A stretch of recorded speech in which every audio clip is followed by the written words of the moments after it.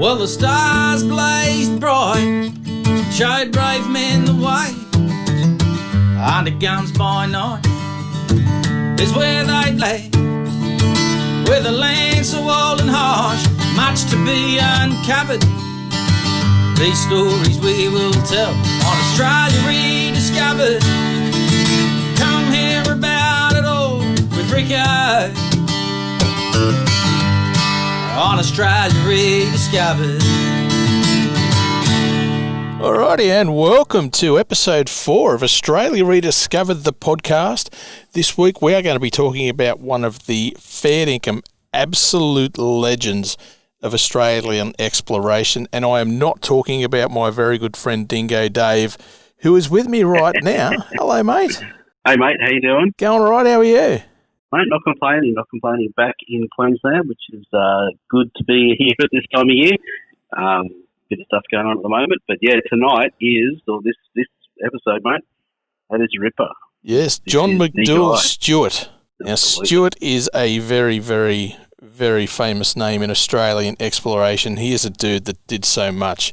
And what I really love about Stuart's story is it's not that hard to get out there and check out some of the places where he went. That's it. You know, you and I together would have crossed, how many times have we crossed Stuart's path in the last 4 or 5 years, mate? Yeah, there's so many a lot. Epic locations. Yeah. A lot. Yeah, literally dozens of times we would have crossed over where he and his various expeditions had been or found. You know, in many cases, first people to be there. Yeah, that's right. Stuff. And later on in this episode, we're going to have our very good friend Ben Castler from Adrenaline Off-Road join us. Ben does tag-along tours. He's got a great little store in Sydney Southwest in the Rellan, TJM store, where he also does a bunch of other stuff there as well. And he's going to talk to us about some of the places that you can go to experience Stuart's country. And there's some great spots to choose from there. I can't wait to see what he's come up with. Yeah, looking forward to catching up with Ben. We went camping together at the end of the year, I think 2 years ago. We pretty much got blown off the campsite, this crazy storm, and when the storm came through, which caused an early pack-up. But, yeah, good to catch up with you. Yeah, well, Ben and I have actually got together to do some tag-along touring stuff, so I don't have to tell you too much about it. You already know, but Dingo and I obviously are hosting some pretty cool tag-along tours, and Ben also does a bit of tag-along tour stuff, so we decided to get together and do a few things together as well. So I'm hosting some of Ben's tours, and Ben will get involved in some of our tours, and I think he brings a lot to the table. That the dude's got a wealth of knowledge and experience from touring the country, and it's going to be really good to see what sort of stuff we can come up with together. It's going to be a heap of fun. Yeah, Ben and I were working on a big project, a big sort of industry project, which obviously has been put on hold now with all of the dramas, but looking forward to that one kicking back off again too. Yeah, fingers crossed it won't be too far away. All right, mate. Well, John McDouall Stuart, he was born in 1815 in Dysart in Scotland. Now, his old man, William, he was an army captain. So I always find it interesting to see what their parents did. So an army captain this time. He wasn't a Royal Inspector of Peter or anything funny like that. Just a regular old army bloke. Now, his mum was Mary McDouall, hence McDouall Stuart. I find it very strange that the two surnames aren't hyphenated. Yeah, I always sort of wondered at the origin of that, and then in the research it's like, okay, that's where it came from. That's certainly non-traditional. Yeah. Now, he got his education at the Scottish Naval and Military Academy in Edinburgh in Scotland. He eventually graduated as a civil engineer. Sadly, his parents did not live to see him graduate. I don't know why they died. I couldn't find out any information there, but he was in his early teens when they passed. Another student of note from that school was a bloke called Joseph Panton, who was an artist and an eventual goldfields commissioner in Victoria. Now, this was around the time of the Eureka Stockade, so that would have been a very tough gig. Stuart emigrated to South Australia aboard the Indus in 1838, and he arrived in January of 1839. He was only 23 when he arrived in Australia, and the South Australian colony at the time was only coming into its third year of existence as well, so it was a pretty rugged town. His education stood him in pretty good stead, and pretty soon he found himself working for the Surveyor General of South Australia.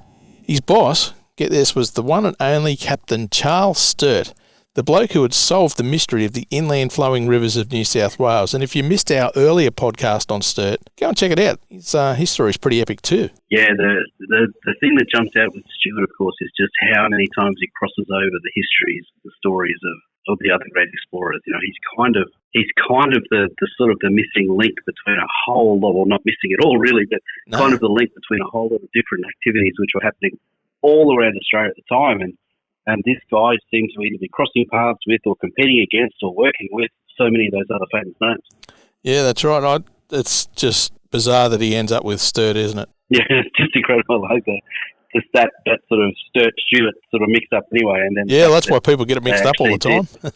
Oh, totally. Yeah, they travelled together. Yeah, and one little vowel. There you go. Stuart ended up leaving the Surveyor General's gig in 1842 to take up a job in the Mount Lofty Ranges as a private surveyor. So he was working for himself, and he was also a part-time grazier for a while there. A couple of years later, in 1844, the aforementioned Captain Sturt was gearing up for an expedition into the interior, and he thought enough of Stuart's skill to ask him to join the trek as the expedition's draftsman. In other words, he was the bloke who did all the techie drawings and map drawing and that sort of stuff. This particular mission, as we discussed in the Sturt podcast, made it further north than any other exploration before it, but it was a proper tough job. They found no inland sea, which is what they were hoping to do, and they reached what we now know as Sturt's Stony Desert, and of course a little bit further to the north, the mighty Simo, the Simpson Desert. The second in command, a poor old bloke named James Poole, he died of scurvy, and that prompted Sturt to give the second in command role to Stuart. I'm mixing them up already. Like the others, Stuart suffered pretty badly from scurvy, and so much so that he was actually unable to work or travel for around about a year after that expedition. You know, how often do we see scurvy as being the reason that things turned around? You know, here we are in an age of 6 different types of multivitamins sitting on every shelf in the supermarket, which would just makes it a non-event, you know, and yet for so much investment, so many people's lives, so many missions ended due to lack of just that basic nutritional supplement. So, yeah, well, scurvy was pretty common disease suffered by explorers and people that travelled long distances and were, away for periods of time. Now, as we know now, it comes about due to a lack of vitamin C, and they actually knew that then as well. And it normally takes about a month without vitamin C before the symptoms start to occur. So first up, you'll feel weak, and your joints and your limbs, they'll just ache relentlessly. Next up, you'll start getting bleeding gums, your hair will start to change and maybe fall out, and eventually you may even lose your sight. Your wounds, little scratches and things, they won't heal, and death from infection or bleeding will eventually finish you off. So it's a terribly slow and painful way to die, and despite it being common knowledge by that time, for about 90 years, that citrus fruit prevented scurvy, it still killed many, many men. So it was in the 1750s that they figured out that, lemon and lime juice and those sort of things would really impact scurvy. It would stop you getting it, essentially. But despite that, 90 years later, they still weren't doing enough to stop it. No, incredible. Like there weren't many orange orchards along the way, so it wasn't the sort of thing they could plan to pick up along the way. It had to be something that was planned for at the start. Yeah. And yet, it is just a common thread of, how often in the last couple of months doing this podcast has scurvy come up as a topic. It really is something that we look upon now and go, really, how easy would that have been to solve? But clearly it wasn't. Well, it's funny because they always mention lemon and lime, but they never mention things that we know for being common, vitamin C sort of things like oranges and some other fruit and avocados and stuff like that are really high in vitamin C. But, yeah, it always just seemed to be lemon and lime. No wonder they didn't want to take it. Yeah, well, that's it. So eventually, he recovered and he returned to work as a surveyor, working for himself, spending more and more time in remote regions. He obviously got a bit of a taste for it. He ended up living in both Port Lincoln and then further north in the Flinders Ranges, and he even operated an estate agency for a while, so he was selling properties. By all accounts, he was not a real people person, although he was a really well-noted leader of men, and he enjoyed the solitude and his own company, which is fair enough. I get that. Yeah, I do too. In May of 1958, Stuart once again had the urge to go exploring, and with some financial backing from a bloke called William Fink, you'll recognise the name Fink, you've got the Fink Desert Race, the Fink River, Fink Gorge, all those areas. Stuart headed off with an assistant and an Aboriginal tracker and enough tucker for about a month, and they wanted to go and check out what lay beyond Lake Torrens and Lake Gardner. Now, I'm pretty sure it was Edward John Eyre who'd checked these out before, and he actually thought they all joined up and sort of formed this great big natural barrier, so no one had really checked out beyond there. So he was hoping to find some grazing lands past those two massive big salt lakes.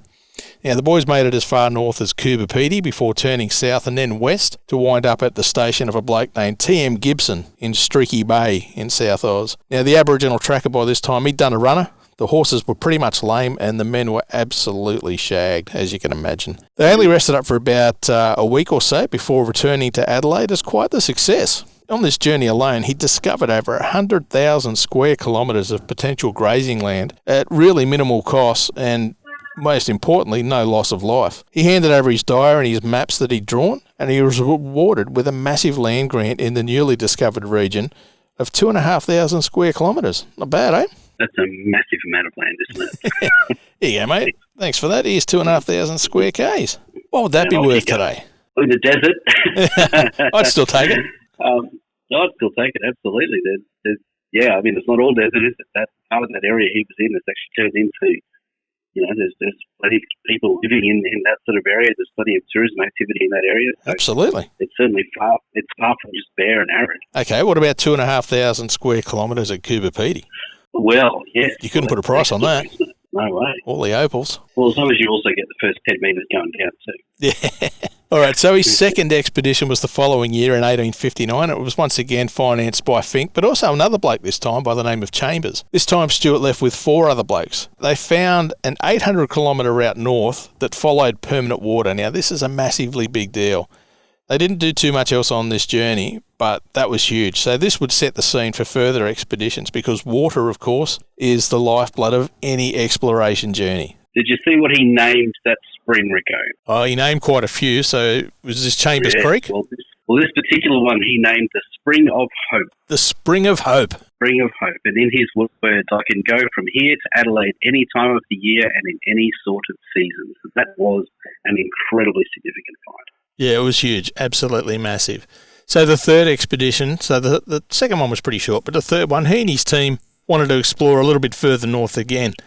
Now, they got as far as the Devonport Range and they found signs of gold there. So the boys spent the next 3 weeks prospecting and they had no luck, as you can imagine. His men rebelled and the team returned to Chambers Creek. So for their bad behaviour, they were all sacked with the exception of William Keckwick, who ended up remaining loyal and he stayed with Stuart for the remainder of his career. He went on all of the journeys. So he was obviously a good bloke, but I bet you'd never heard his name before. Not like Burke and Wills or Hume and Hovell. Keckwick. Yep. Doesn't roll off the tongue so good, does it? Stuart no, we don't Keckwick. get that. Yeah, that's it. It's not really a Batman and Robin kind of thing. Not a Batman and Robin thing at all. So not long after this, they set off yet again. So this is the 4th expedition now. In March of 1860, with just 2 men and 13 horses. So sadly for them, they'd lost a good chunk of their tucker after it was destroyed by floods up on the Udnadada track. And by the time they made it to a freshwater creek that Stuart ended up naming the Fink, there you go, there's the first thing he named after old mate. They were suffering pretty badly from scurvy by this stage as well. And it was so rough that Stuart temporarily lost the sight in one eye. That must be just a horrible thing to have happen out in the middle of nowhere. Can't imagine. Not a good way to spend the day. They continued on and followed the Fink and they had arrived at the magnificent range of mountains that Stuart named for the current governor at the time, Sir Richard McDouall. So obviously we're talking about the McDouall Ranges. Anyone who's been into Alice Springs will recognise that. Magnificent part of the world. It is such a gorgeous place. He continued on and near what he calculated to be the centre of the continent, he planted a flag on a small rise to let the natives know that the new boys were in town. Geographers now know that this was not the centre of the continent, and although Stuart named the spot Central Mount Sturt after his old mate Captain Sturt, it's now known as Central Mount Stuart, of course after Stuart himself. How far is it, Ricko? Did you see how far that was from, Lambert's, where we do now recognise the centre? No, I didn't actually. I really do want to go and see Central Mount Stuart now. Agreed. So do I. Like it's one of those. You knew that he named the centre, but it's only in sort of researching this in the last couple of weeks. It's like, well, I wonder how close he got. And maybe I just didn't look in the right places, but I couldn't actually see sort of that direct comparison. So I have to. I think I remember reading something that said around a couple 100 Ks. That's amazing, isn't it? If that's the case, that's pretty incredible. Yeah, navigating by the stars with one eye, and you managed to get within a couple 100 Ks. If he had 2 good eyes, he probably would have nailed it. Well, would have nailed it. Well, they reckon that he was just an incredible navigator and cartographer. His drawings were never wrong.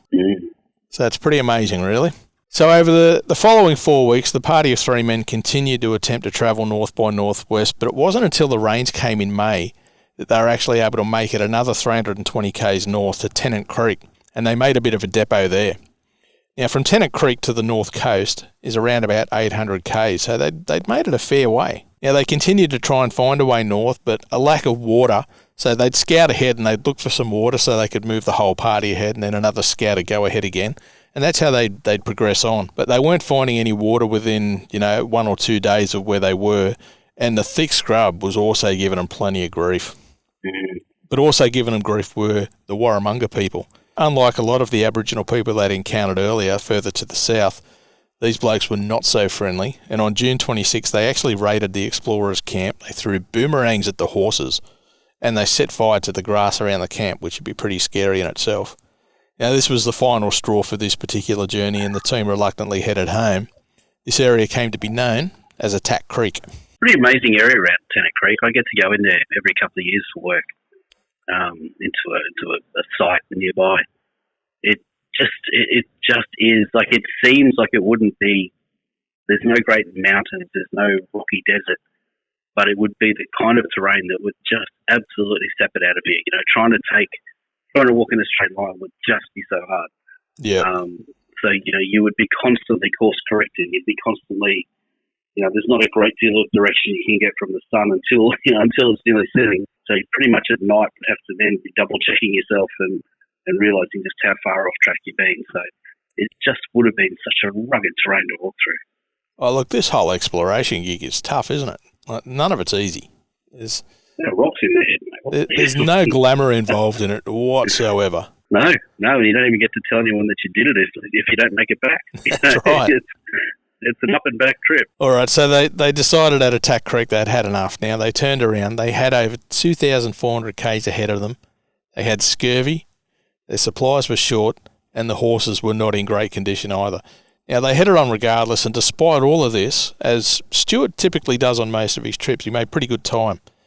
When they finally arrived at the relative safety of Chambers Creek, it was only a few days after the massive Burke and Wills extravaganza had finally left Melbourne to try their hand at being the first across the continent. Now, by this point, it had pretty much turned into a bit of a race to see who'd be the first. In October 1860, Stuart and his team finally made it back to Adelaide.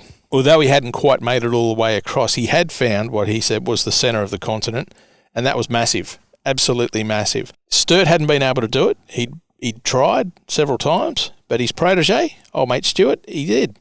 So for this, he was awarded the Royal Geographical Society's Patrons Medal and a gold watch.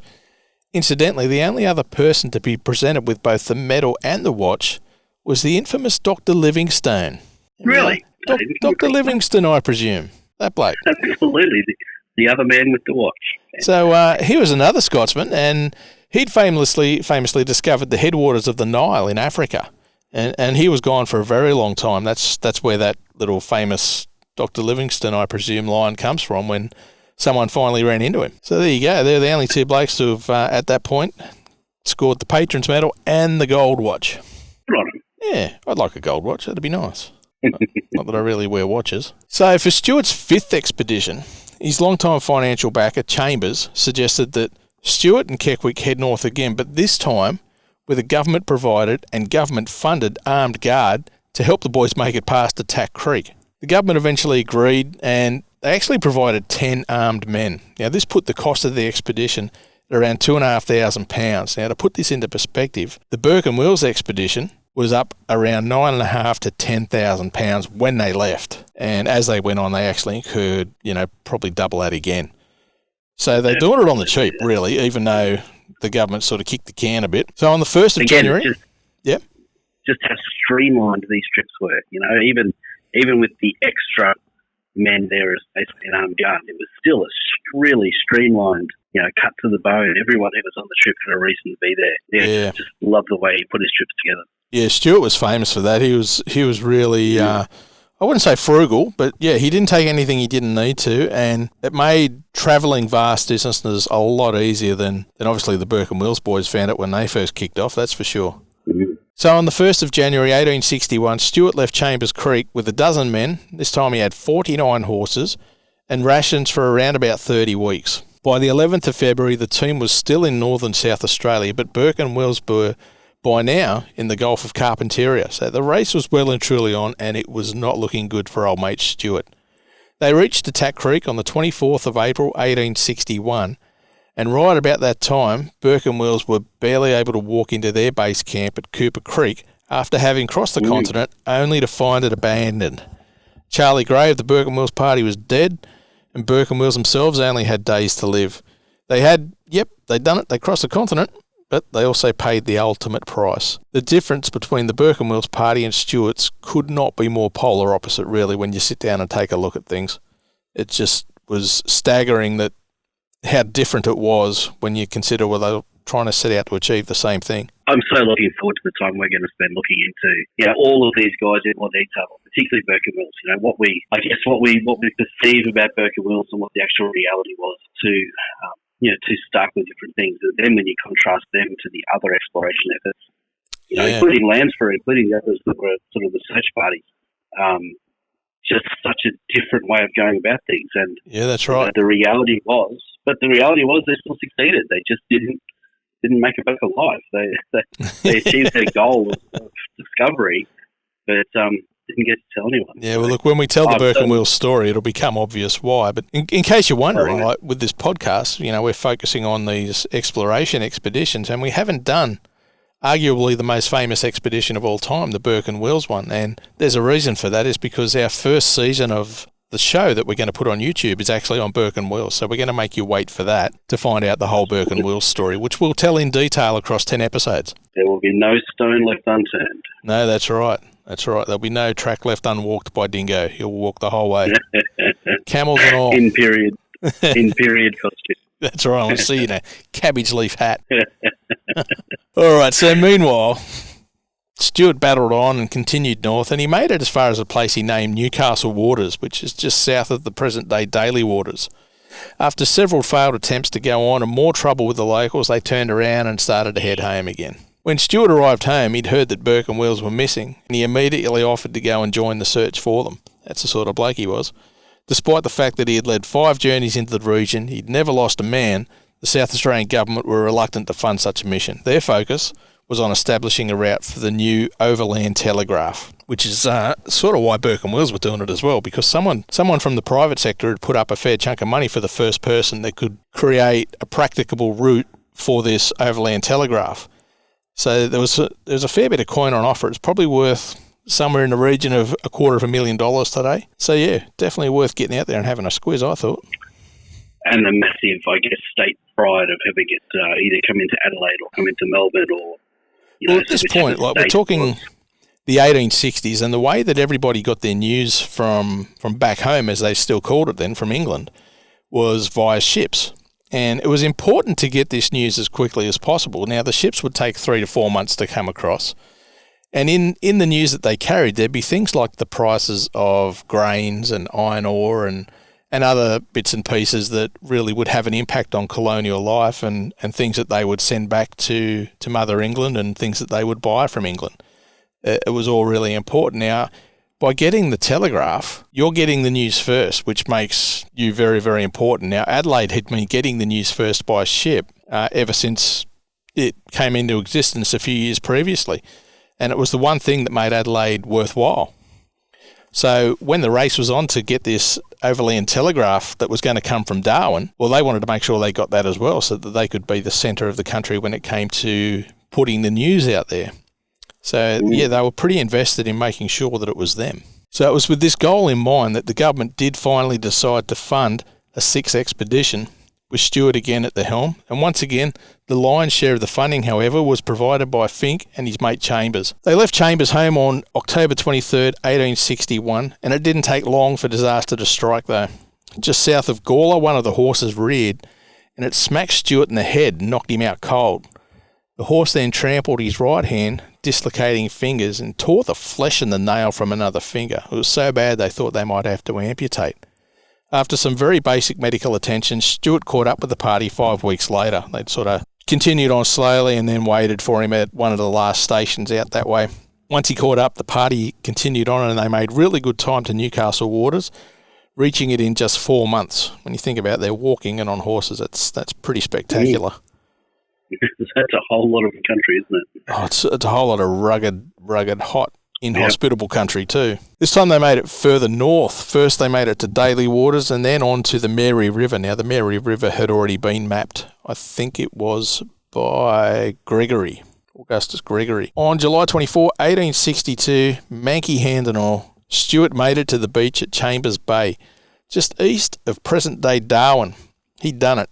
He had crossed the continent from north to south. How good was that? And that was after 6, well, I guess 3 concerted pushes north.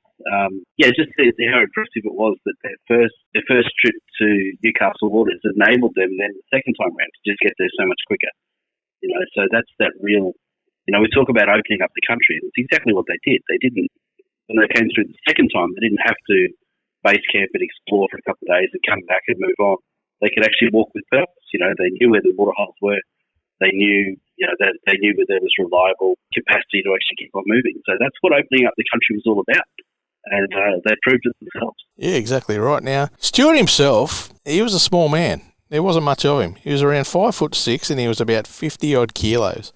But he was determined. He was fiercely determined. He didn't really care too much about how much he suffered.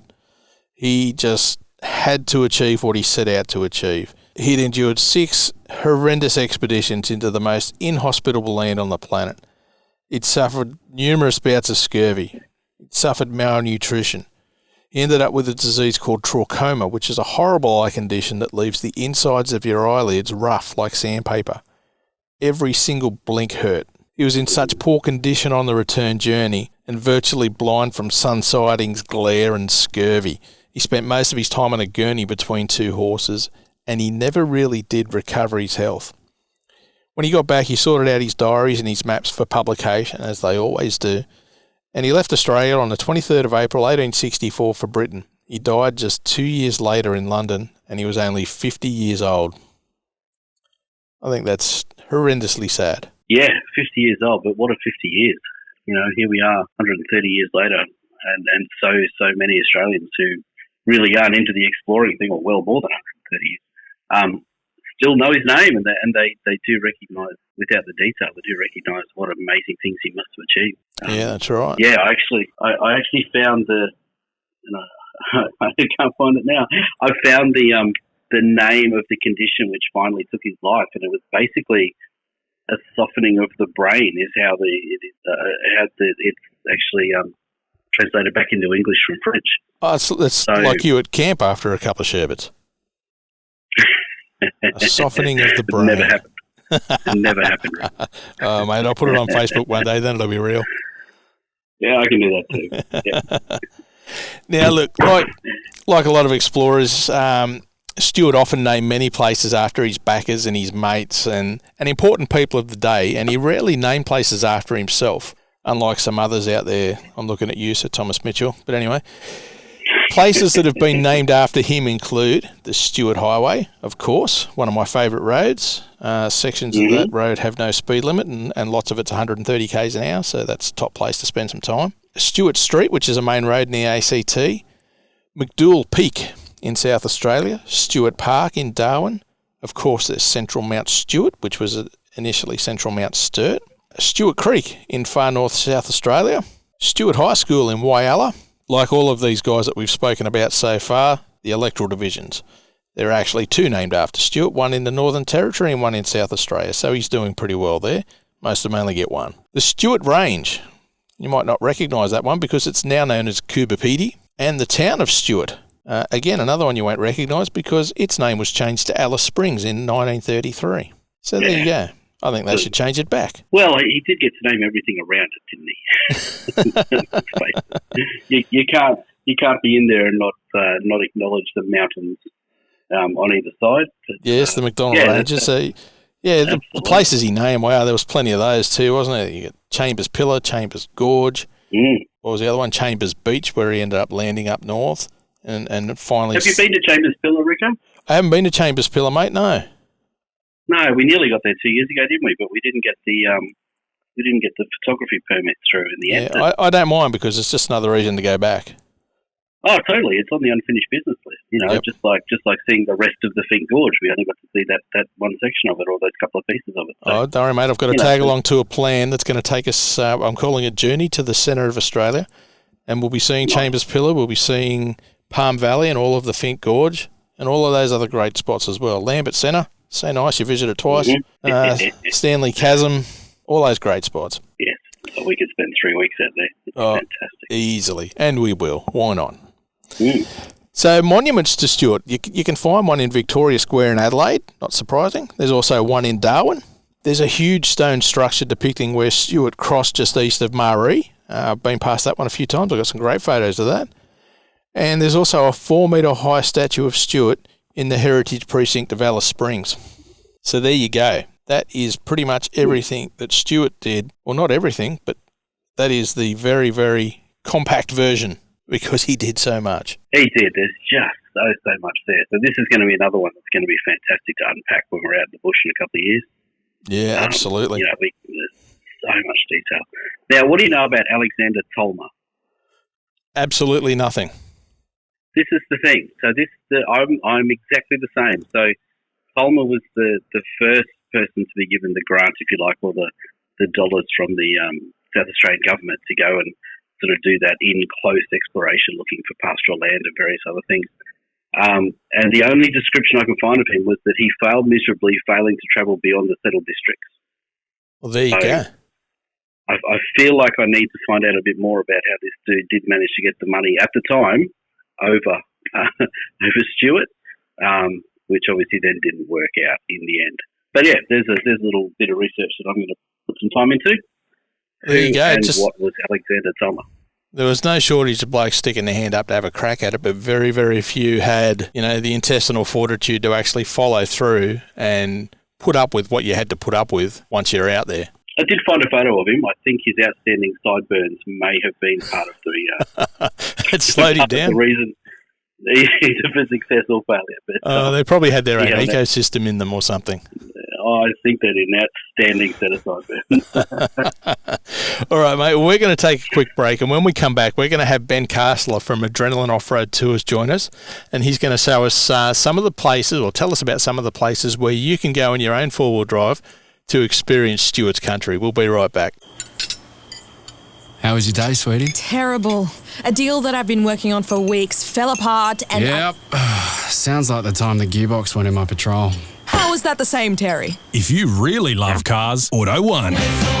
Now, as the owner of Patrol, I hope the gearbox does not go in my Patrol.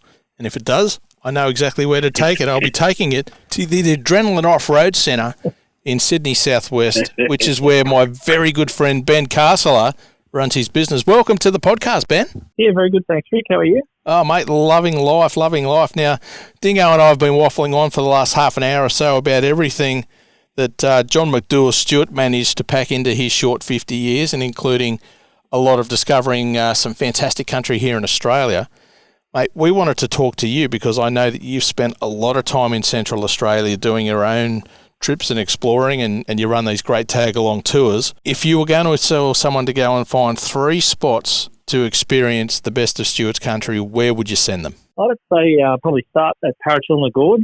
So it's in the Flinders Ranges near Blindman. Stuart commenced some of his expeditions from Chambers Creek, which is now called Stuart Creek, and he would have passed through that country starting off those expeditions. It's amazing, the scenery you got there. It sort of looks like a painting as you're driving through it all. Yeah, awesome stuff.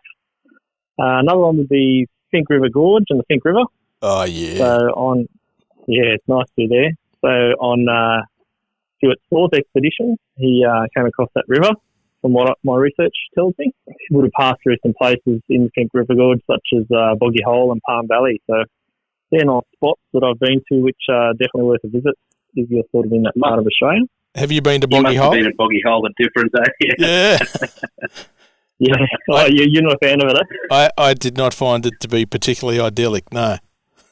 Oh, wow. No, Ricko and I did have a big mission one day to get into Boggy Hole, and it did strike us as being a little bit disappointing. But yeah, it is a mission to get in there. the trip was fun, but we did find, was that where we found that police station, remnants of the police station? Yeah, not too far from there, yeah.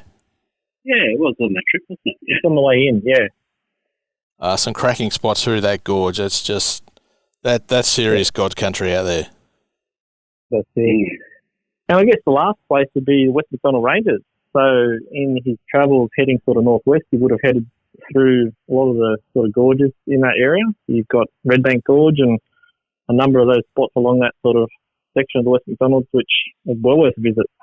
Yeah, there's plenty of spots through there that are well worth a visit. We've been to Stanley Chasm. Actually done that one a couple of times. That was great. There's some fantastic ochre beds out there that are worth exploring as well. If you've never seen a really rich bed of ochre and a great big 4 or 5 metre wall of it going straight up, it's a sight to see. It really is something else. And what else did we discover down that way? What was the name of that pub? Well, that was on the Glen Helen. The Glen Helen Resort, yeah. Glen Helen Gorge, yeah, that was amazing. And remember when the sunset just bouncing off that gorge back towards the campsite? Yeah, magnificent.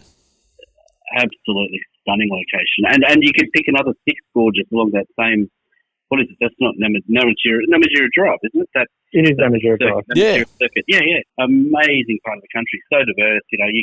So many tourists just sort of, we were tourists too, I suppose. They head out of Alice on their way to Uluru and just blast past all of this stuff where they could literally spend a week getting to Uluru and not see the same thing twice. Yeah, that's right. The Marini Loop's a great way to do it. Fantastic. Mate, you got any other big trips planned this year, Ben, now that things are starting to get back to normal a little bit? Oh, as things are starting to open up, we're sort of trying to head out and about. We're doing a bit of a recce trip out to central western sort of New South Wales, hopefully in the next few days. Yep. We'll check out some spots there for some future outings. But as the borders open up, we're going to continue to reopen the tours that we were sort of starting to plan for this year. Yeah, awesome. Well, I know I've got a couple planned as well. I've got one going up sort of kind of in that area. We're going from Coffs Harbour out to James Blundell's farm, which is just over the border there in Queensland. We've got an Outback New South Wales tour that we're going to do. We're basically going to go from corner to corner, so down right near the bottom left-hand corner of New South Wales up to the top left-hand corner there at Cameron Corner. So some fantastic country, a lot of Sturt's country through there. That'll be great. And I was hoping to do one that we touched on earlier, Dingo, the journey to the centre of Australia, where we take in all of those places that you just spoke about. That'd be a great one. Yeah, let's just hope we have enough time. The year's getting away from us now. You can only fit so many trips in. Yeah, I suppose there's always next year. Now the trouble, isn't it? It's that time crunch we get now. But that's it. All these places have been there for for many, many millions of years. They'll still be there next year. But let's hope so. It would be great to get out of there. Well, I'd like to get up there before they start paving all of those roads. I heard recently that a good chunk of the Plenty Highway is going to be paved. Oh, really? Oh, well, yeah, from Tobermory Station through to around Gemtree, I think, or maybe a bit further. Wow, okay. So that'll certainly change things out there. It will, but, you can understand. I did read a report the other day on, I stumbled across it, on the extra cost at the moment because those roads are in such bad condition, what it's costing per kilometre to transport cattle. Yeah, I can imagine. We might only cross those roads once every 2 or 3 years, but people who live out there, well, that's their home. So if it takes sealed roads to help them bring their cattle to market without injury and illness, then maybe that's just what we have to do. Well, my take on it is it's very much like the Cape. Everyone's hammering on about the Peninsula Development Road being paved. I don't think anyone goes up the Cape to drive the PDR. I think they go up the Cape to do the telegraph track and all the other fantastic places that are available up there. And this country's sort of the same, really, where we're talking about. No one really goes up there to drive the Plenty. You go up there and do the binge track and get across to Mount Dare from Gemtree and those sort of areas. But if you're only going out there to drive the Plenty, I suggest you might want to have a look at your itinerary. Yeah. Absolutely. If the Plenty or the PDR is your idea of the ultimate adventure, then you just need to stay in the Kmart car park. That's sort of where we're at. We're the adventure. So judgmental, aren't we? Terrible humans. Well, we are, mate. We are. But, the adventure isn't on those main roads. Those main roads are there for the people who live there. The adventure is found off to the side. And, if you're not prepared to have a bit of a look around for it, then, maybe do a bit more research or maybe don't go. Yeah, or maybe jump on... I don't know. It's a bit of a... Jump on a tag-along tour with Ben or myself. That'd be great. There you go. That's I've done plenty of tag-alongs too, both as a participant back when I was starting out and obviously now that I'm in this position I'm in now. But the only way in many ways to find the hidden gems is to go with someone who knows rather than just, you can't just trust Facebook to tell you everything, and the people who tell you this, that and the other, you don't have permission to be there, you shouldn't be in certain locations, whereas, reputable tag-along tour operators, they have the permissions, they've got the contacts, you're actually going to see more when you're travelling with someone who should be there and who knows where they're going. Yeah, well That's said. right. And when you're sort of limited on time, everyone's only got a limited amount of time they can take off each year. It's best to sort of hit the spots rather than spend your time searching for those spots. Yeah, absolutely. Yes, and absolutely. You're sort of benefiting from their years of knowledge as well. They've done all the hard work, we've done all the hard work to find these great spots and find the special places. So when you're out there with that limited time, as you say, you're not wasting it on, just another dirt road. Exactly. And, I've been on tours where, there's been maybe the focus on a certain day wasn't where I wanted to be, but it just became another part of my unfinished business list. And, then I went back 10 years later without a tour or on my way to somewhere else. So you're never going to see everything all at once, but to maximise your time out there, having someone who knows where they're going is quite simply the best thing you can do in your planning. Yeah, totally agree. Sure. All right, well, on that note, if people would like to find out more about the tours that you're running, mate, with Adrenaline Off-Road Tours, what's the best way for them to do that? So they can look at our website, adrenalineoffroadcentre.com.au, or they can hit us up on our Facebook page, and we list all our tours under the events section that we do both on our own and in conjunction with you. That's right, and there are a couple of special ones up there at the moment. I've got my ugly head on them. That's it. You're leading a few for us at the moment. Yeah, it's good fun. Anglo and Hill End. Yeah, that's right. Looking forward to that. Actually, had a mate ring me up tonight telling me that he's going to be on one of those Hill End tours. So I told him to make sure he prepares his cast iron stomach. Alrighty, Ben. That Hill End one, we got very close to Hill End a couple of years ago, didn't we, Rick? I've never explored there. So. Okay, no. I've spent quite a bit of time around that area. I'm an absolute sucker for a bit of gold, fossicking and prospecting. So, yeah, I've dug up many a bullet and aluminium can out at Hill End. Yeah. Not much gold, though. About 100 years too late. Never mind. All right, Ben, we'll leave it there with you, mate. We really appreciate you being involved and getting on the podcast and sharing those epic spots with us. And look forward to seeing you out on the track soon, buddy. Thanks, guys. Cheers. All right, Dingo, we're going to wrap things up here as well, mate. So if people want to find out more about what you're up to, Dingo, tell us about your Facebook page. I have a Facebook page at Dingo Dave, and I also have Instagram at Dingo Dave 4x4, and obviously most of what I do sits in the Australian Off-Road Academy, where, sad to say, I'm back to Fraser Island this weekend, mate. We're celebrating the opening of Kingfisher and Eurong Resorts again at limited capacity, COVID safe and all the other things. But I'm going to spend the weekend on Fraser doing a bit of content over there because why not? Well, I'm very glad that they're opening, and I'm very glad that they're welcoming guests. I'm not very glad that you're going and I'm not. I'm not going to lie. I will send you many, many photos. No doubt. I think I'll turn off Facebook this weekend. All right, if you'd like to find out more about our tag-along tours, you can head across to our Facebook page, which is Australia ReDiscovered with Ricko. You'll find all of the tag-alongs there in our events page. You can also head to my website, ricko.com.au, and go to the tag-along page there. You'll find out even more information, and that's where you need to go if you'd like to book yourself a spot on one of the tours that Dingo and I are hosting and some of the other tours that we're running in conjunction with Ben and Adrenaline Off-Road Tours. You can also check out my other Facebook page. I seem to have so many pages these days, which, of course, is just Ricko, and you can go Facebook.com/Ricko4x4. You'll find me there. Thank you so much for listening to this episode of the podcast on our mate Stuart. What a hero he was. And we look forward to coming back to you in another fortnight with a new one. Cheers, folks. Thank you.